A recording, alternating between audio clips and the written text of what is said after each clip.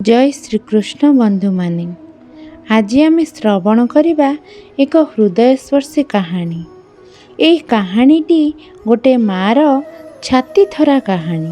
यही कहानीटी को जानवा हेले दयाकरी शेष पर्यंत शुणु।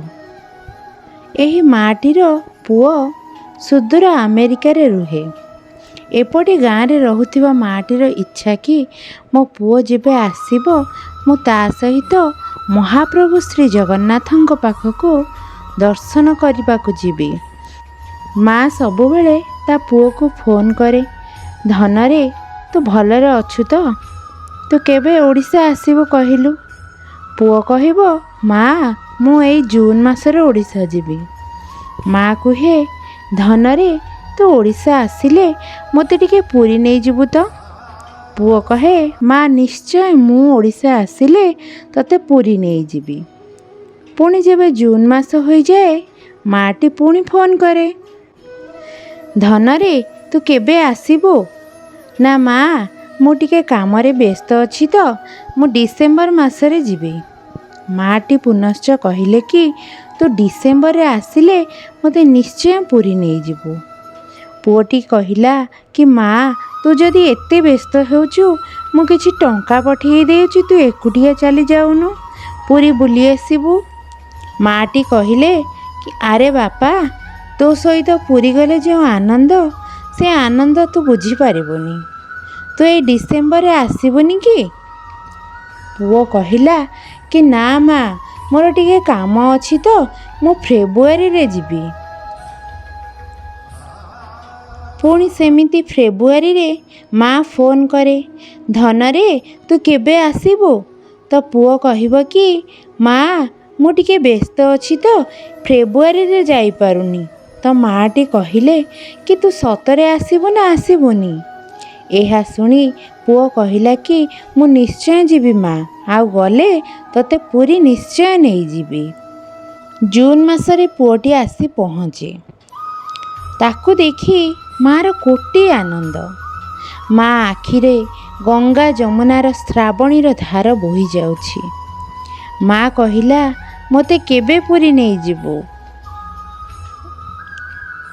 पुओ कहुछि कि माँ मु टिके व्यस्त अछि तो मु टिके फ्री हेले तते निश्चय पुरी नहीं जीवी।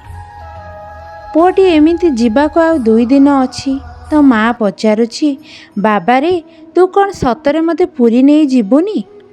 पुओ रागिकी कहिछि कि मु आज तते आज ही पुरी नहीं जीवी। सांगे सांगे पुओटी गाड़ी डाकिछि। पुओर अनेक काम चिड़चिड़ी होछि माँ उपरे। तापरे माँ पुओ 2 जण कटकरू पुरी बाहरी छंती। गाड़ी रे बसिला परे मार बांती हेउछि। ठीक पिपिली बजार पाखरे माटीर बांती हेछि। आ पुओटी माँ उपरे विरक्त होइछि एवं माटी को गाड़ी रो ओल्हेई देछि। एही समय रे माँ पचारुछि धनरे ए गछरे किए बोबौछि। पुओ कहुछि गोटे हळदी बसंत बोबौछि। पुणी आउ थरे माँ पचारुछि कि बाबा रे ए गछरे किए बोबौछि।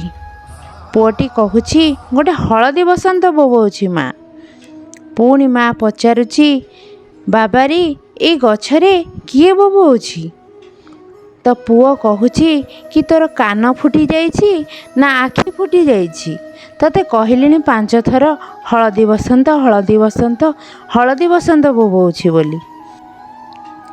एही कथा सुनी माँ आखिरु गंगा जमुनार श्रावणीर धार बोही जाउछि। बाबा रे आज को 30 वर्ष तले तू छोटियाटे हेइथिलु, तते नेइकी मु पुरी आसीथिली।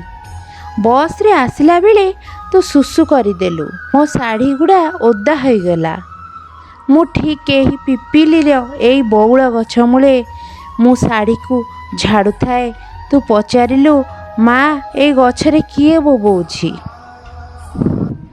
मु कहिली हळदी बसंत। तू पुणी पचारिलु कि माँ ए गछरे किए बोबौछि। मु कहिली हळदी बसंत बोबौछि। तू पुणी पचारिलु कि माँ ए गछरे किए बोबोउछि। मु कहली धनरे ए गछरे गोटे हलदी बसंत बोबोउछि बोली। एमिति थरे नुहे 10 थर नुह 50 थर तू पचारू। मु तो विरक्त हेई नथिली। मु तते बारंबार कही चली कि धनरे ए गछरे गोटे हलदी बसंत बोबोउछि बोली, किंतु तू बाबा 3-4 थर रे विरक्त हेई गलु। माँ सबुबेले चाहे ता पुओ गोटे भल मनीष हेउ, ता पुओ गोटे बड़ मनीष हेउ। सबुबेले मार प्रार्थना थाए कि ता पुओ को नेकी से सबुबेले भगवान को पाखकु जीव। किंतु आजी तू तो माँ उपरे विरक्त हेउछु ना।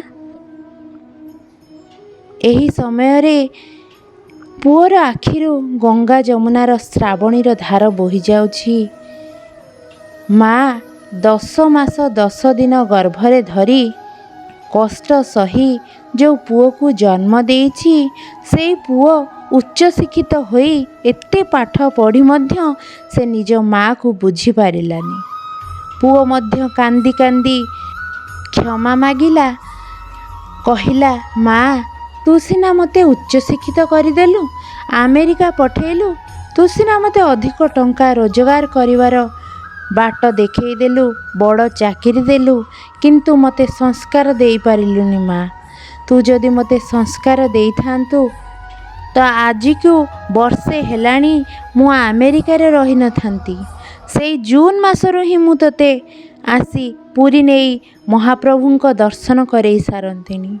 काहींकि ना जननी जन्मभूमिश्च स्वर्गादपि गरियसी। तू परा माँ, किंतु मु आज स्वार्थरे अर्थरे प्रतिपत्ति रे प्रतिष्ठारे एते आगकू चली जाइछि जे गाँ रे रहुथिबा मोर मार गोटिए कथा को मु वर्षे हेला पूरण करि पारुनी। सतरे तू मोर आखि को खोली देलु माँ। तू 10 मास 10 दिन गर्भरे मते धरी केते जे कष्ट न सहिथिलु। मते पाठ पढ़ेइलु, बड़ मनीष कलु, किंतु मु तोर एई छोटिया आशा पूरण करि पारिलिनी। एहा कही पुओटी भो भो हेई तार माँ को धरी कांदी पकाइला। एही गल्पटी कहिबार माने माँ माने आपण जदि चाहुचंती आपण मानंक पुओ भगवान श्री कृष्ण हेउंतु बोली आपण मानंकु माँ जशोदा हेबाकु पड़िबो। हे बाबा माने आपण माने जदि चाहुचंती आपणको पुओ प्रभु श्री रामचंद्र हुअंतु बोली तो आपण मानंकु मध्य दशरथ हेबाकु पड़िबो। तेणु करी हे बाबा माने हे माँ माने आपण मानंकु विनम्र निवेदन कि समाज को संस्कारित करिबा पई पिला मानंकु बड़ मनीष करी गढ़ी तोलिबा पूर्वरु भल मनीष करी गढ़ी तोलंतु। उपयुक्त संस्कार दियंतु। देखिबे आपणक पिला उपयुक्त संस्कार पाइबा परे जणे उत्तम प्रतिष्ठित व्यक्ति हेबा सहित एही समाज को मध्य उत्तम दिग्दर्शन देव। सबु पुओ मानंकु विनम्र निवेदन केबे हेले बापा माँ को आखिरे लुह दियंतु नहीं, तांकु कष्ट दियंतु नहीं। दुनिया रे बापा माँ को भल पाइबा हेउछि अनकंडीशनल लव। कौनसी तुलना नहीं बापा माँ को भल पाइबार। बापा माँ बिना द्विधारे निज पुओ को भल मनीष बड़ मनीष करिबा पई चिंता करिथांती। बापा माँ हेउछंती आमर जीवंत ठाकुर। सेही जीवंत ठाकुरंक पई किछि किछि समय दियंतु, जीवन पुण्यमय होई जीव। तेणु करी हे बंधु माने आपण मानंकु जदि एही गल्पटी भल लागिथिबो एही गल्पटी को दया करी लाइक करिवे, आपणक फ्रेंड सर्कल रे एहाको शेयर करिवे एवं जदि आपण एही चैनल रे नुआ अछंती चैनल टी को दया करी सब्सक्राइब करनेबे। रहुची देखा हबो नेक्स्ट वीडियो रे। जय जगन्नाथ।